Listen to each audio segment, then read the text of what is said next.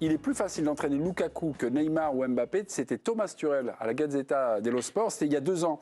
Il avait lâché cette phrase. Hier, Thomas Tuchel est revenu sur la gestion de ces 2 stars lors de ces années PSG, lors d'une table ronde organisée à Munich.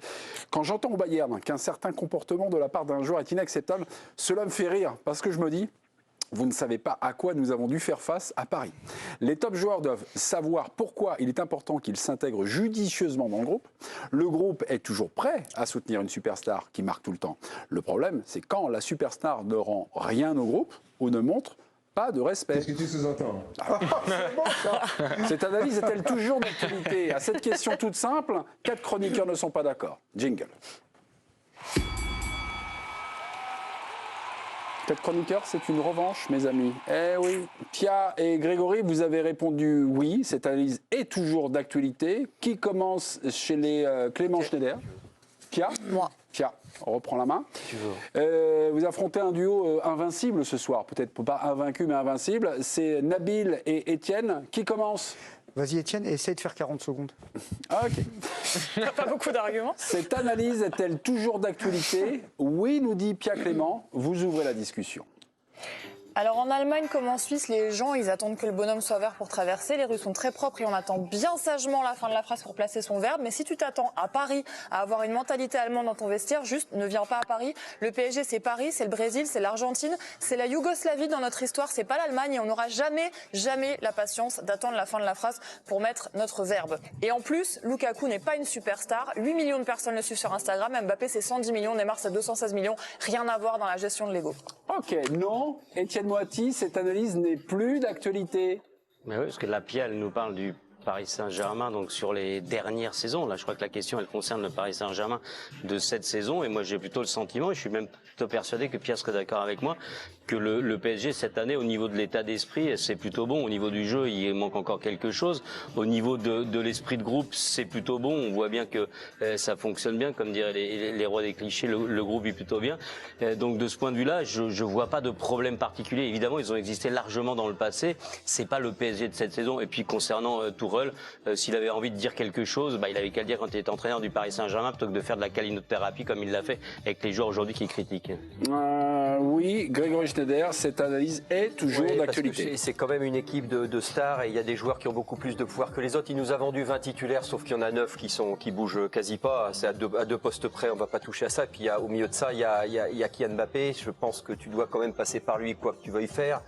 C'est plus le joueur est fort, plus sa conviction est forte, plus il a l'impression d'être dans le vrai, et plus il se sent le devoir presque de l'imposer.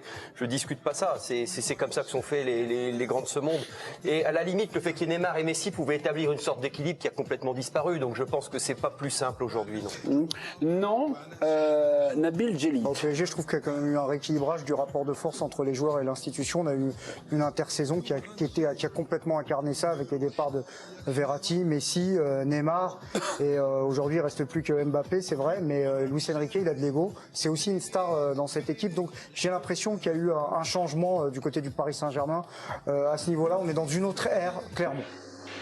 Changement de logiciel du Paris Saint-Germain, c'est un peu finalement le fond de notre discussion du soir. Ça fait 20 bonnes secondes, mon ami. Cite l'équipe. Franchement, tous les arguments étaient assez intéressants, j'ai trouvé. Ouais. Bon. Avec Etienne, c'est un peu notre marque de fabrique. Tous intéressants, mais certains plus pertinents que d'autres. Aïe. Chérie, ça va trancher.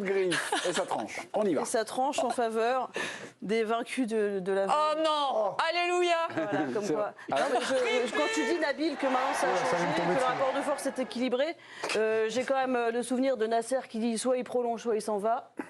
Et il n'a pas prolongé et il est encore là. Donc j'ai pas l'impression que le pouvoir ait vraiment changé de main, mais je peux mal lire la situation.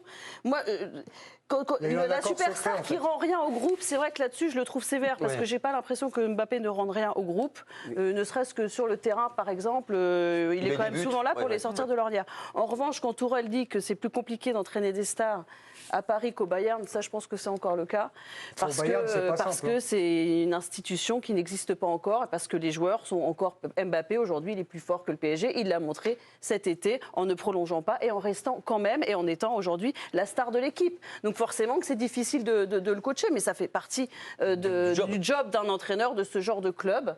C'est pas plus facile ailleurs. Mais lisant la phrase de Tourelle, c'est un problème quand la superstar ne rend rien au groupe. Mais moi je parlais de vos arguments. Là, il nous a expliqué, Nabil, tu nous as expliqué que maintenant c'était fini, que la star du club, c'était Luis Enrique. Est-ce que je peux me permettre une question? Changement de logiciel, Voilà, le changement de logiciel sur Mbappé, qui est la star du PSG. Est-ce que je peux poser une question? C'est ce que je te dis, il rend au groupe pour moi, Mbappé. Je pose des questions. C'est sévère, mais il dit c'est plus facile d'entraîner Lukaku que Mbappé ou Neymar. Je pense que c'est plus facile d'entraîner une star au Bayern qu'au PSG. Président, oui. Nabil Djellit demande audience. Acceptez-vous rapidement. Rapidement, on n'a pas le temps de faire Nabil. Précaution et dans un temps le plus rapide possible. Est-ce qu'on peut reconnaître que cet été, il y a eu une inflexion quand même? Écoute, ça, on l'a déjà entendu sur 3 ou 4 mercatos du PSG sur des étés d'avant aussi. C'est fini, maintenant, ça va plus être ci, ça va plus être ça. Ouais, mais il y a quand même... Ce qui m'est revenu aux oreilles cette semaine, c'est que Mbappé, Dembélé et Randal Colomani veulent jouer ensemble parce qu'ils sont potes, et même un peu à l'entraînement, Gonzalo Ramos et Marco Asensio. Oui, mais ça, c'est l'histoire de tous les clubs. Je veux dire, c'est pas le propre du PSG. PSG, elle n'a pas le monopole. Moi, je connais des joueurs, quand ils allaient dans des vestiaires, il y avait des Sud-Américains, des Sud-Américains qui jouent ensemble. La composition de l'équipe du Paris Saint-Germain, elle est faite par Luis Enrique, elle n'est pas faite par Kylian Mbappé. Si vous me expliquez ici que c'est Mbappé qui fait l'équipe, moi je reviens, mais ce serait franchement un scoop de savoir que Luis Enrique n'a pas la main sur son équipe. Randal Colomani maintenu titulaire, quand même, moi ça me pose question. Non mais on peut considérer, et là je rejoins le présentateur, que c'est pas forcément la meilleure option. Je comprends pas pourquoi Luis Enrique persiste avec ça, mais je crois pas que ce soit pour faire plaisir à Mbappé qu'il le met. Je pense pas que ce soit Luis Enrique ni je pense pas que ce soit Mbappé qui ait décidé que Danilo joue en défense centrale contre Newcastle. Non mais il y a quelque chose dans ce qui a été dit d'intéressant, c'est que je sens que Luis Enrique aime bien Asensio. Il aime bien ce qu'il apporte sur un terrain, il aime bien ce côté faux neuf, il aime bien... Donc là, il revient de blessure, il était écarté, il était blessé, mais je verrai, plus il est là, plus je me dirais qu'éventuellement ça a un peu changé par rapport à Mbappé et à ses... C'est le baromètre. Voilà, c'est un petit baromètre. Ça va être un des critères. L'argument Mbappé, là, je voudrais répondre à la présidente encore une fois. Oui, mais répondez à la présidente. Chère présidente, vous imaginez une seule seconde... Ça y est, tu me vois, Nabil? Là, je prends un autre rôle, en fait. T'es hyper impressionnante en présidente aussi. C'est vrai que c'est vraiment une présidente qui fait l'aura, flipper. j'ai du charisme. Ok, mais tu peux me tutoyer. Bon, j'y vais. Et ce qui compte, c'est les arguments, c'est pas la forme et le fond. Et là-dessus... Sens-toi à l'aise, Nabil, pour me parler. Bon, je vais essayer. C'est pas toujours ce que je brille en général. Mais plus sérieusement, après cette parenthèse désenchantée, est-ce que tu imaginais, alors je te pose deux questions, est-ce que tu imaginais une seule seconde le Paris Saint-Germain carré et pas faire monter Mbappé dans un avion pour partir en stage au Japon? Parce que tu dis Mbappé tout puissant, je veux bien l'entendre. Deuxième argument que je mets à disposition, tu dis ouais, il a fait piller le PSG, Nasser il lui a dit ceci, cela. Mais j'ai lu dans l'équipe et un peu partout qu'il s'est quand même assis sur 100 millions d'euros. C'est-à-dire qu'il n'y a pas eu, on ne peut pas dire qu'il n'y a pas eu de contrepartie. Je pose la question. C'est bien ou pas Est-ce que Nasser El Khelaifi a dit soit il prolonge, soit il s'en va? Oui. Il a dit ça. Il a dit. Lors de la présentation officielle de Luis Enrique le 5 juillet dernier. Donc la vie, c'est jamais. Je pose pas non plus continuer à ma chère présidente, alors qu'il est plutôt sympa.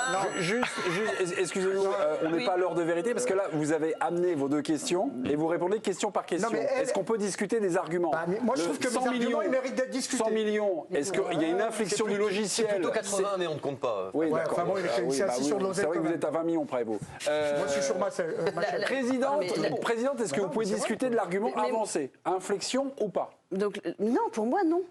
Non. Effectivement, il y a des histoires de primes auxquelles il refuse. En attendant, il ne voulait pas qu'il parte libre et je pense qu'il va partir libre. C'est tout. Et après c'est pas la faute du PSG, c'est pas la faute d'Mbappé. Le pouvoir dans ce genre de cas est dans les mains des joueurs à chaque fois qu'il y a un joueur qui arrive en fin de contrat. Et il a bien fait il fait bien de faire valoir son droit à la liberté. Et le club a bien fait d'essayer à tout prix de reprendre la main, mais c'est pas possible.